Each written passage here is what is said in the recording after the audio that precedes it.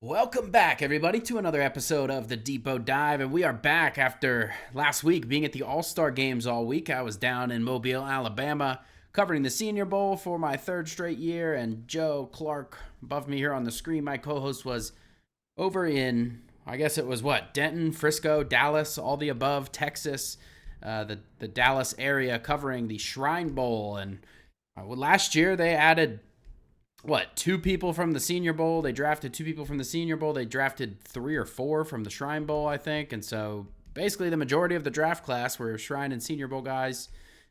So more than likely, some of these guys we talk about in today's episode will end up as future Steelers. We're going to dive into some of the standouts, some of the fits from those events for the Steelers. And then we're going to dive into a report from Gerry Dulac talking about Russell Wilson and Arthur Smith and some disagreements there with the offense. Very interesting stuff there. Before we go in, Joe, how are you doing today? Doing well, yeah. Last week was a lot of fun at the Shrine Bowl. Finally got the weekend under me after travel and ready to roll. Yeah, it's a much longer event for you. You left on Thursday and returned on Saturday Friday, or Friday, yeah. Friday. So, yeah, over a Eight full week. nights. It's a nice quick down and out for me in Mobile. I drive because I'm in Nashville, heading down to Mobile. It's just a 6.5 hour drive.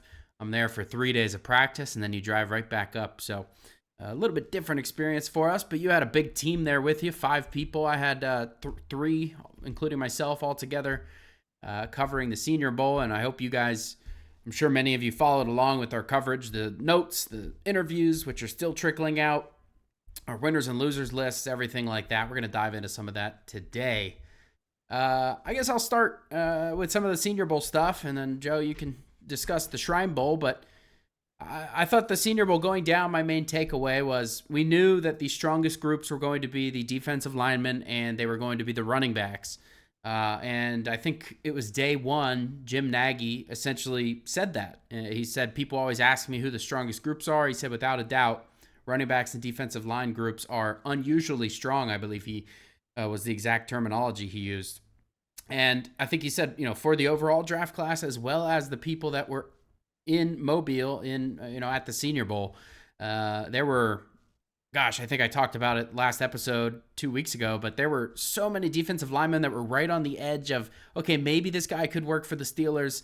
They have kind of the length profile that you look for, like a 6'5", 6'6" kind of individual, but a little bit light, some of them. Guys like Arkansas's Landon Jackson was a good example. We got to Mobile, and he weighed in at, I think it was like 273. Very clearly not going to work for the Steelers at 5 Tech. On the flip side, you had guys like Jared Ivey, who, he's just shy of, I think he's like right around 6'6", and he weighed in at, I believe, 283.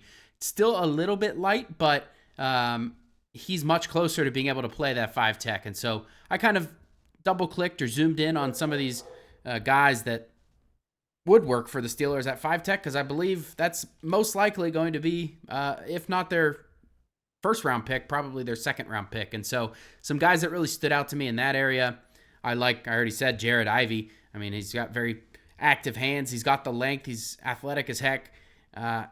He just really needs to add about 5, 6, 7 pounds. I think he played 5 Tech in 2023 almost exclusively at Ole Miss, and we talked to him at the event at Senior Bowl, and he said that was out of necessity because of just the makeup of their defensive line. He actually ended up playing mostly out on the edge this year, but he said he's comfortable and versatile to play whatever. So he's somebody I have my eye on for sure. I believe I gave him a low second round grade, and so he wouldn't be a guy I'd probably look at in the first round. I don't know if there really was a guy that I would look at in the first round at the Senior Bowl in terms of defensive linemen.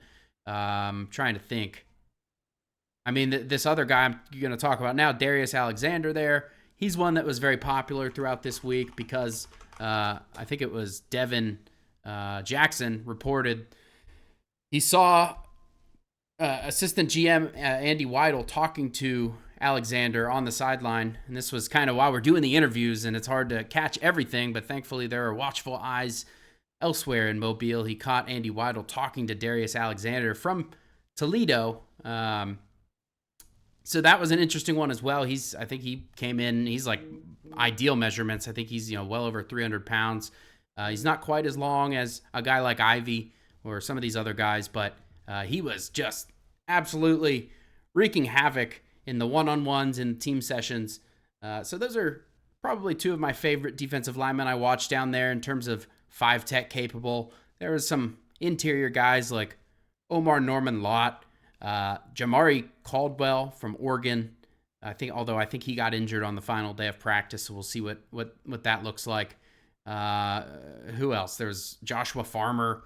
There's all kinds of guys along the defensive line. If the Steelers want a defensive lineman, they can absolutely get one. If you want one in the first round, there's plenty of them. Second round, third round, probably all the way down to the 7th round. There's a guy, Yahya Black, who was a teammate of Logan Lee at Iowa last year. He was present at the Senior Bowl. He's got kind of the ideal measurements. He's maybe a little heavier than your typical, Cam Hayward or even Stephon Tuitt, who was a little heavier than Hayward coming out. A little heavier than your typical, but I think, these guys are just kind of growing and getting bigger over time, so that's to be expected. Yahya Black came in. I don't have the measurements in front of me, but I want to say it was like 310. Got the length. He's, like I said, he's a 7th round, 6th round kind of guy. He's a project, but he's got all the tools that you'd want. And so, personally, I'm kind of leaning towards, hey, we should double dip. The Steelers should absolutely double dip along the defensive line if ever there was a year to do it. I kind of want to get your opinion. Joe, if there is a position that the Steelers double dip at this year, do you think it's defensive line? Do you think it's receiver? Do you think it's what position? Yeah, I do think it's D-line because as, you've kind of touched on, and as I'm going to touch on, there's a lot of depth in this defensive line class. A lot of guys that at the Senior Bowl and at the Shrine Bowl have looked really good, and just in general, it's a strong class for the position group. And just some of the messaging from the team, Art Rooney the second, so the team wants to add young blood to the defensive line. So you factor in it's a rarely good year for a deep defensive line class. So you can get you can get D end, you can get guys to play nose tackle. And given that it's good and the Steelers have a need and they've talked about wanting to get better at that position, I think it would make a lot of sense if this was a year they double dipped. I could see them taking a guy with one of their first 2 picks and then maybe another guy, early day 3, maybe even late day 2 if there's somebody they like, or even later on day 3. It doesn't really matter when, but there's a lot of talent in this class, and I think they can get 2 guys that could be really good contributors for them now and in the future. Yeah, just to, I guess, throw some variety in there. Receiver would be interesting, especially with the whole Pickens conundrum. Just kind of what do you do with him entering his final year? Is he going to play out this year? If so, it probably isn't going to cut it just to draft one, especially if that one isn't in the first round. Do they go with like a 2nd round receiver and then also double up with like a 5th or a 6th kind of thing as well? I could see that potentially happening. Corner's another consideration. Joey Porter Jr., Corey Trice. I don't think you can totally rely on Trice yet just because of that injury history, though. I think he looked pretty good towards the end of the year there. And when he was actually able to play in 2024, I think he looked good. But, are they really going to count on Trice, Porter, and Beanie to kind of be their squad? Like, are they going to bring back Jackson? Probably, but, he's also got nagging injury history pretty much all throughout his career. And so, yeah, maybe corner is another consideration for the double dip. But I agree, defensive line probably the most likely. Mike Tomlin, in Mobile, he's always the most visible head coach. He's right up in everybody's business the entire time. It's like the first thing I do when I get to Mobile is, all right, where the heck is Mike Tomlin? Who's he looking at? What position groups he looking at? Usually he hops around a little bit. Defensive line, day 1, day 2, he's going to the, maybe he's going to the receivers and the corners, whatever.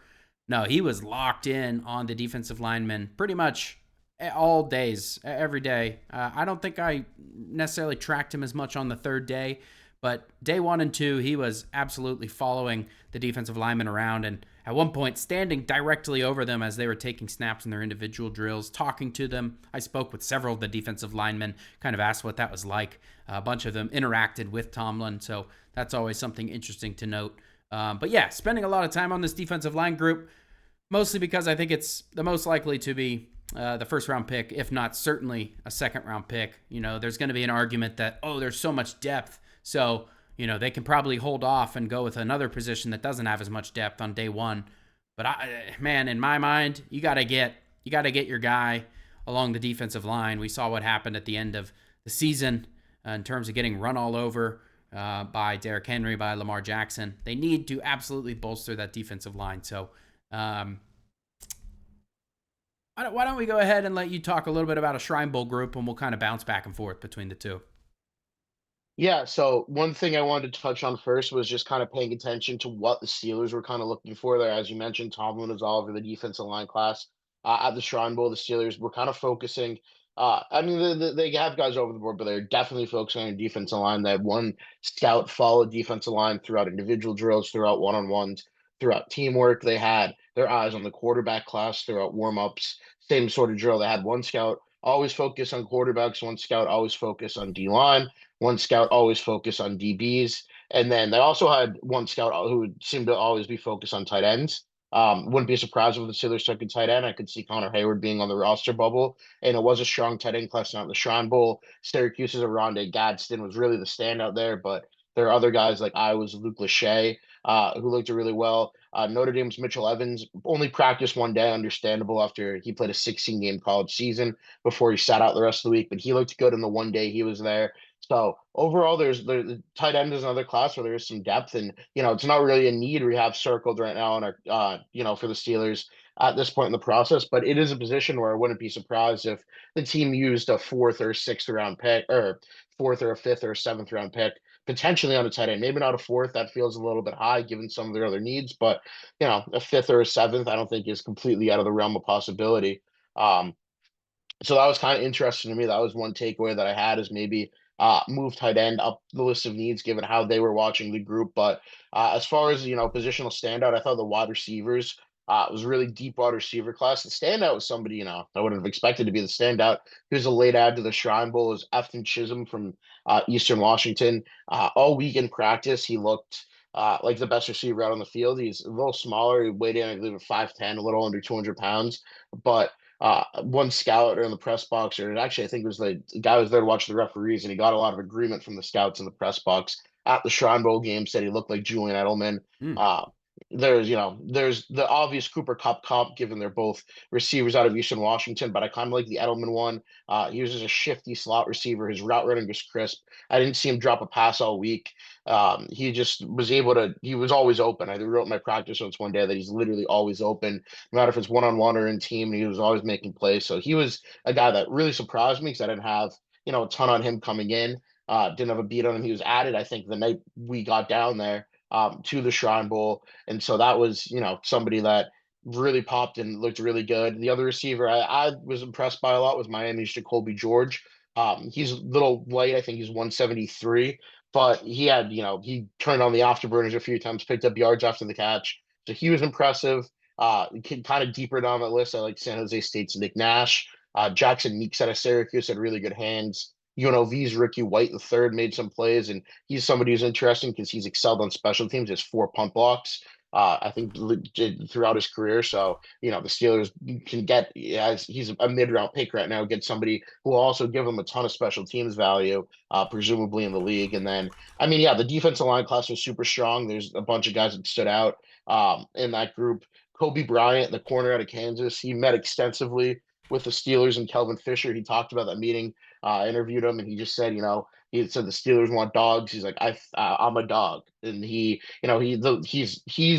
really undersized. He's another guy. I think he's only in 171, 172, but he stands out on tape. He plays a lot bigger than he is.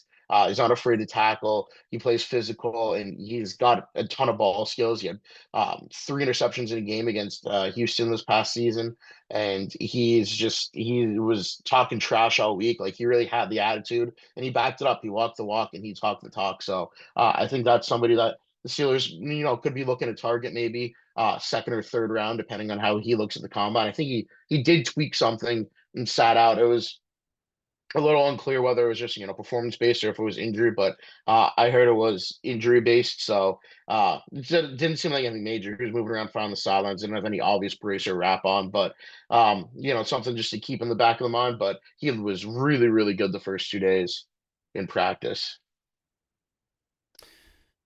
Yeah, Chisholm is an interesting name for sure. that school's definitely produced some receiving talent. What is it was Cup, and who else was it over there? Kendrick Kendrick Bourne. Bourne. Yeah, very interesting. Small school, and I actually have some friends. I spent high school up in the Seattle area, so I've got some friends, and I actually think one of my high school teammates went and played over there. And this would have been like a decade ago, but yeah, good program for. I think they're in the Big Sky Conference over there. Nice to see the small school guys represent. I think on the receiver end in the Senior Bowl, entering the week, it is a lot of kind of smaller bodied guys. I'm talking about like Iowa State's Jalen Noel really stuck out to me, or Noel. I don't know exactly how to pronounce that. I think it's Noel, but he stood out to me. He's a guy who, I think he was just a hair under 5'10". He told me he's more than just a slot receiver. They actually had him lining up outside at the Senior Bowl extensively. So he was, I think he played like 2/3 ish of his snaps in college in the slot, but the Senior Bowl seemed to agree with him that he's not just a slot, and he actually looked extremely good. He won Practice Player of the Week for the national team. He was an interesting one. Obviously, there's his teammate, Jaden Higgins. He's a bigger body guy. He's for his height, I think he's just a hair under 6'4". He can move. His release package is very smooth. He can get separation. And I think he kind of proved to some people that he can run his long speeds not as slow as some people were expecting, because he was actually managing to separate vertically in some of the one-on-ones and the team session. So both of those Iowa State guys had great weeks, and I would be very pleased if either of them ended up on the Steelers roster. Another guy, TCU's Jack Besh. He was the story of the week, probably just because the very tragic and sad story of his brother, who I believe played at Princeton, or I can't remember where his brother was at, but tragically was murdered or passed away in the terror attack on New Year's in New Orleans. And so that was a big story of the week in Mobile. Just great to see Besh kind of have he had the game-winning walk-off touchdown for one, but beyond that, he just had a fantastic week of practice. He was, consistently winning in the 50-50 catch scenarios. He was doing everything well. His routes were, smooth. He's physical. He has enough speed. He's got sure hands. He was catching everything. Jack Besh, absolutely a guy that should be on everybody's radars for, I've seen him as low as day 3, but I think after that Senior Bowl, you're probably talking about maybe sneaking into round 3, maybe sneaking into round 2 for Besh. And if the right team falls in love with him, there's a lot of people comparing him to Puka Nacua, who was the Senior Bowl standout a few years ago. I think he ended up going in the, what was it, like fifth or sixth round. Yeah. So I don't think anyone's going to want to let the next Puka Nacua fall down the draft board, and a lot of people throwing that around for Besh. Certainly, he was deserving of that praise during the week. Very good performance from him. A couple other guys. There was Washington State's Kyle Williams. I thought he was one of the better route runners. Not a guy that had a ton of buzz going into the week. Came out of the week with, a fair amount of buzz about him. I think our Jonathan Heitritter named him one of his winners of the week. So a guy to look out for there. I don't know if we have a scouting profile on him, but we will soon for sure, because I'm sure Jonathan will be all over that, given how much he liked him at the event. On the other side of the ball there at corners, I just want to highlight just a couple. Darian Porter is one that's very interesting to me just because of his length, which is what the Steelers have been going for. He is pretty thin at that length, but this is a guy who was at first a wide receiver, and then it didn't really work out for him at wide receiver at Iowa State there. So again, he's playing against these guys. Higgins, he's playing against Noel. He's battle tested at corner. He's gone against some great competition in practice. But after wide receiver didn't work out, he carved out a role on special teams. This was like I think he was in college 6 years, and so he carved out a multi-year special teams role where he was barely cracking the field as a corner. It wasn't really until this past year that he started getting starts at corner. I think he only had 6 or 7 starts total. But this is a guy that is going to stand out absolutely in the combine process. He told me he wants to run a 4.3, like very close to 4.3 flat is his goal. It didn't sound like just throwing that number out there. Like he was absolutely showing that speed in Mobile.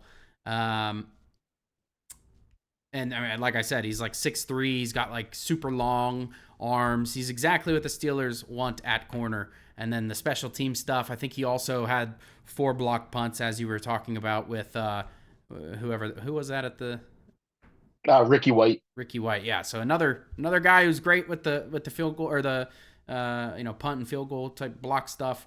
So that's a guy that I kind of highlighted. But there's others. Quincy, Louisville. Oh gosh, his name escapes me. Quincy Riley at Louisville. This is a guy that stood out. He's very quick. I think Jonathan kind of highlighted him more, but he was a guy that I heard a lot of people talking about in the stands all week. And there's one more that I wanted to touch on. Oh, this is a smaller school guy, but Western Kentucky's Upton Stout really stood out to me. He didn't really receive as much buzz as I thought he should, but he had an interception and team drills. He was constantly, he was very sticky in coverage. Every time I saw him, he was, right near the catch point, kind of either breaking up the pass or there was a couple of, good catches over him, but he was always in position, and that's what you like to see with these guys. So these are some of the names that stuck out to me. And of course, running backs, I think I talked about Ollie Gordon coming in. He didn't super stand out to me. He was probably a touch heavy for what you'd like. 233 pounds, not ideal. At a little over 6'1". I think he was a little shorter than expected and a little heavier than expected. So you kind of would have preferred maybe the opposite, a little taller, a little a little lighter. I don't know if he's gonna have the trait that kind of stands out as much as I kind of did like his tape from 2023. I'm just not sold on Ollie Gordon after this week. Guys like Devin Neal, Kansas. Guys like Virginia Tech's Bashal Tutin.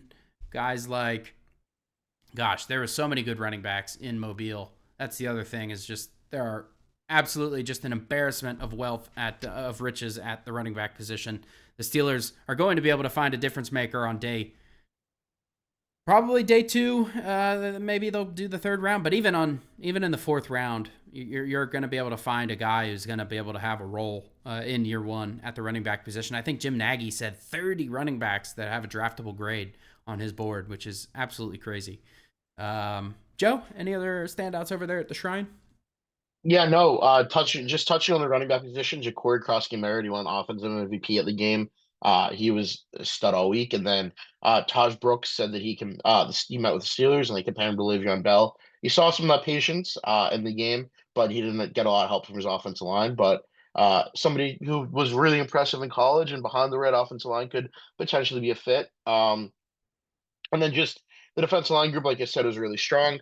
Just 4 names that kind of really stood out were Jordan Phillips from Maryland, CJ West from Indiana, Tonka Hemingway from South Carolina, and Nazir Stackhouse from Georgia.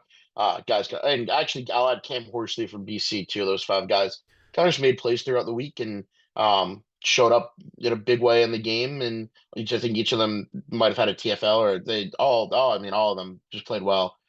So kind of names to watch. They will have the measurables. I'd say Hemingway's a little bit late for an interior guy. I think right now he's 295, but for the most part, they all got the measurables the Steelers look for in a defensive lineman, and it was a lot of fun to watch. It was just a super deep group, and I think there's going to be a lot of depth in this draft class overall. Some key needs for the Steelers. Yeah, I want to double click on Ja'Cory Krosky-Merritt real quick. He was Arizona. What's his? He had some like eligibility suspension or something of that nature. What was his story? Yeah, so he only played 1 game at Arizona this season after transferring from New Mexico. He was good at New Mexico because he started his career, I believe, at Alabama State, and he only played 2. He told Dr. Mel that he had only played, I believe, 2 games his sophomore season, which would have made him eligible for an additional year. But for whatever reason, on the Alabama A&M website, I believe it was, or Alabama State maybe. He was listed as having played 4 games, which would have made him ineligible Hmm. for next year's season. So, out of an abundance of caution, Arizona just sat him out after the first game last season. So he didn't get a lot of time on the field. But the Shrine Bowl found him, and he was a standout all week.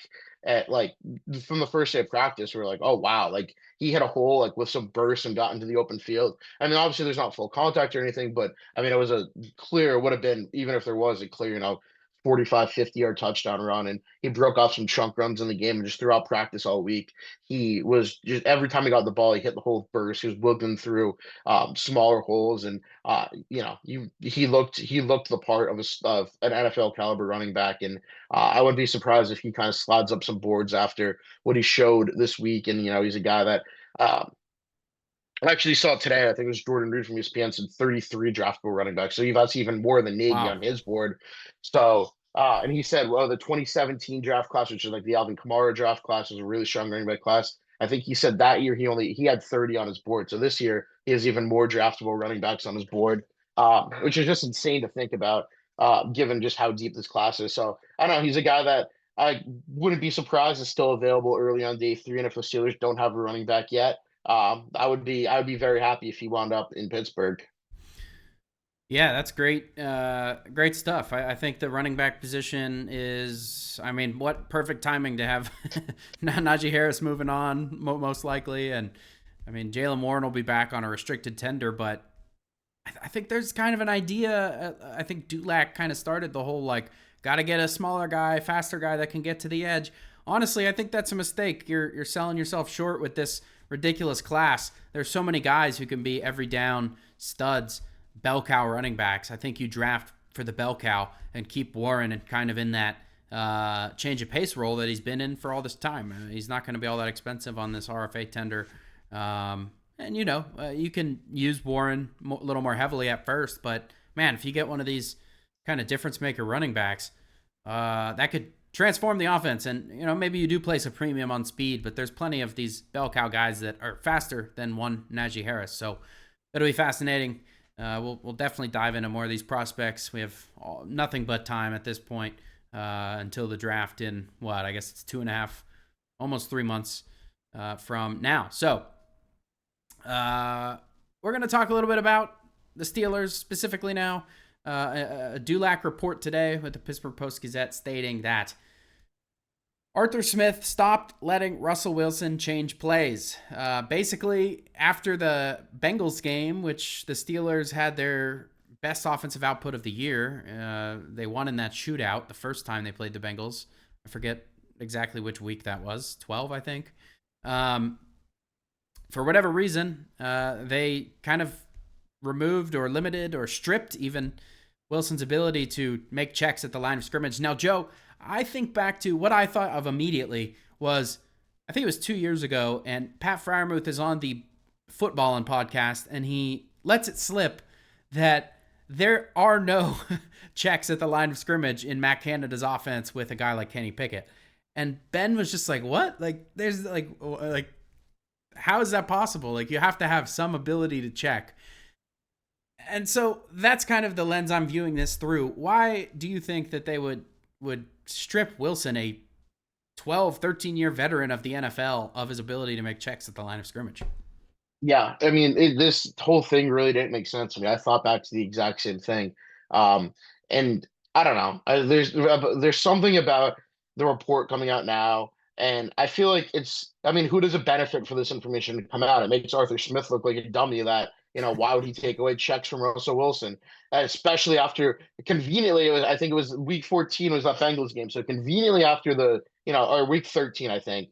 Whatever, whenever it was, conveniently after their best game of the season, I was just like, yeah, no, let's not make checks at the line of scrimmage. And I mean, Alex put video in that article. It was clear they were making checks in that Bengals game against the 5 down front to try to beat that, and then they ran right into it in week 18. So like at some point there probably is some validity to it, but I don't think it was a total like, hey, let's eliminate checks from the line of scrimmage. I think maybe it was, oh, he's doing it too much, blah, blah, blah. Let's cut down. And either way, I mean, I think the timing is a little bit like, why now would Arthur Smith put his foot down after, a game? Because Dulac emphasized repeatedly it was right after that Bengals game. So why would he put his foot down after a game where Russell Wilson played one of the best games of his career? So the whole thing, I mean, I don't think we'll ever get the full story or the whole story, but I don't think this is necessarily the whole truth that is coming out in this report. I think it does kind of. I mean, you could flip it on its head and say that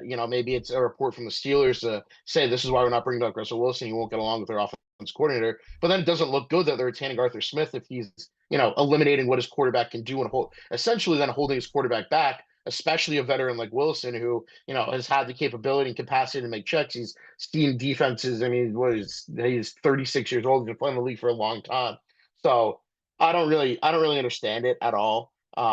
It's like the philosophy behind it. So I'm taking the report with a little bit of a grain of salt as to how much it really may have been. It just, I mean, it just doesn't make sense. Right. So that's where my head's at. I agree. It doesn't make any sense to me. I mean, the whole reason you bring in a guy like Russell Wilson is so that he can do stuff like that. That stuff that your offense didn't have since Roethlisberger left, and bringing back the ability to make checks. And oh gosh, we do not look like this look. Let's check into something that we know is going to work against this look. That's something that a veteran can do, and it just doesn't. I mean, like you said, maybe it is just like Russ's camp leaking something. I don't know. Obviously, that's totally just speculation, but. Um, What's the exact quote? According to several sources, Smith did not want Wilson changing plays at the line of scrimmage like he did in Cincinnati and deviating from the game plan. Well, just that alone, like we don't even need to read the rest. Whatever he was doing in Cincinnati, you got to do more of that, because that is the only time. I mean, that after that game is when everybody, I mean, even people who were like anti-Russ, and like wanted Fields to stay in, like Dan Orlovsky, people like that were mostly bought in on the idea that, wow, this Steelers team could be Super Bowl contenders. I think if we go back to the episode of this podcast after that game, we talked about, are the Steelers Super Bowl contenders? And I think at the time I was like, I think they could be. And now I look, very dumb, obviously. But gosh, yeah, anything that you were doing during that Bengals game, you should have tried to figure out how to replicate it, not shut it down. Clearly it didn't work 5 or 6 straight weeks after that of just miserable offense. So if they bring Russ back, hopefully they, take that leash off of him or whatever it is. Otherwise you just go with Fields. There's like, if you're going to play this weird, total control offense from Arthur Smith, just go with Fields. Just go with the younger guy who's more athletic, who doesn't necessarily have that skill set to make checks, because you're just wasting one of the best parts of having a veteran quarterback. Do you have anything to add to that, Joe? Um, just one little thing that was in the kind of buried at the bottom of the article from Dulac is that he said if the Steelers bring back Wilson, he said if it's Wilson, the price tag will be a 2 or 3 year deal that averages between 20 and 25 million. If he seeks a larger deal, they might have to do it on the free agent market. So, I mean, there's some speculation that the Steelers would, yeah, or that Wilson would get a $30 million deal this offseason. But according to Dulac's report here, that probably won't be from the Steelers. So you're looking at probably a 2 year, $50 million deal with, I don't know. I don't want to speculate on the guarantees or anything like that. The cap's not my alley, but it seems like max you'll get a 3 for 75 or a 2 for 50, which I think makes a lot more sense. Um, and I mean, when he said he won't bring back both Wilson and Fields, I think if that's the price tag for Wilson, the Steelers are better off just bringing back Fields and seeing what they can do with him. And like you said, especially if Arthur Smith is truly fully taking control of this offense. But I don't know. It is speculation, but the whole report just feels a little bit off to me that Arthur Smith would just strip his quarterback of checks after one of the best games of his career late in the season after like 8 weeks of working with him. Yes, absolutely bizarre. 25 million sounds about right. I think that's the Geno Smith number that I had kind of been looking at. So that absolutely makes sense. You know what? We are a little bit over time here. So we're going to forego a listener question this week. I do have one here from Brett. Thank you, Brett, for calling this in. We will get to that question at the end of next episode. Because I think we have the Ben Roethlisberger podcast is coming up. We got a couple of things we got to get to here. But that being said, if any of you have questions for us that you want answered on a future episode, please do give us a call, 412-254-3145. Again, that's 412-254-3145. You can also text that number. If you're uncomfortable having your voice on the show, totally fine. If you're shy, just give us a text. We can read that off on air. But do tell us where you're from and what your name is. We would love to hear that information. It's always fun hearing where our people are tuning in from. So, follow me on X at Ross_McCorkle. I'm going to get this right this time. Follow Joe at JClark1233 on Twitter there. And we will catch you guys next time.